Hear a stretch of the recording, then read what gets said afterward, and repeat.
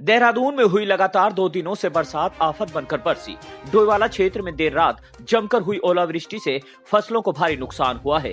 आलम यह है कि ओलावृष्टि होने से 16 घंटे बाद भी खेत बर्फ की चादर ओढ़े हैं और लोग बर्फ से खेल धनोल्टी जैसा लुत्फ भी ले रहे हैं। स्थानीय लोगों की माने तो डोईवाला क्षेत्र में ओलावृष्टि का यह नजारा उन्होंने पहली बार देखा है, जो कि बड़ा आश्चर्यजनक है। और इस ओलावृष्टि से आम व लीची के साथ गेहूं की फसल को भारी नुकसान हुआ है। सभासद ईश्वर रोथान ने कहा है कि बारिश के साथ हुई भारी ओलावृष्टि से किसान पूरी तरह मायूस है, क्योंकि किसान 1 साल तक अपनी फसल पर मेहनत कर उसे बेचने का इंतजार करता है, पर जब उनकी फसल ही तबाह हो जाए तो किसान को आर्थिक रूप से कई परेशानियों का सामना करना पड़ता है।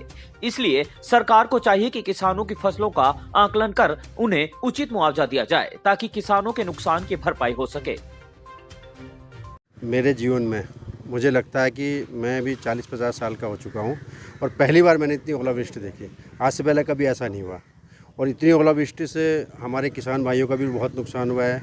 अब आपके पीछे ये बगीचा है, बगीचे में इनके सारे फल जो अभी कोहर आ रहे थे वो सब गिर गए, तो इन भाइयों का, किसान भाइयों का भी बहुत नुकसान हुआ है। तो मैं चाह रहा हूँ कि किसी तरह से सरकारी अगर इनको कोई मदद मिल सके तो वो देने की कृपा करें। हमारे जीवन काल में इस जगह पे ये पहली बार हुआ है। पहाड़ों में तो होता रहता है, परंतु इस जगह भानियावाला, डोईवाला, जौली ग्रांड में ये पहली बार हुआ है ऐसा।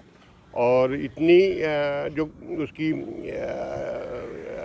तीव्रता थी, विदिन 15 मिनट जो है बहुत ही ज़्यादा मात्रा में, और करीब सारी बौर जितनी भी लीची की, आम की सारी तबाह हो चुकी है। कुछ नहीं बचा पेड़ों में, सब तबाह हो गया है। नहीं, ऐसा यहाँ नहीं देखा कभी नहीं। हल्की फुल्की ओलावृष्टि होती थी और ऐसी तीव्रता से कभी नहीं देखा। ये पहली बार ऐसा हुआ है। भानेवाले में, जहाँ तक भानेवाले की बात है, तो इस क्षेत्र में ये लगभग ये मेरे ख्याल से पहली बार ही हुआ है कि इतनी ज़्यादा भारी मात्रा में जो ओलावृष्टि हुई है। छुटपुट होती रहती थी मौसम के अनुसार, लेकिन इस ऑफ सीजन में भी, जैसे अब जनवरी फरवरी बीत गया और मार्च के महीने में भी बहुत ज़्यादा ओलावृष्टि हुई, जिससे कि फसलों को बहुत ज़्यादा नुकसान हुआ और आम जनमानस जो है बहुत परेशान हुआ।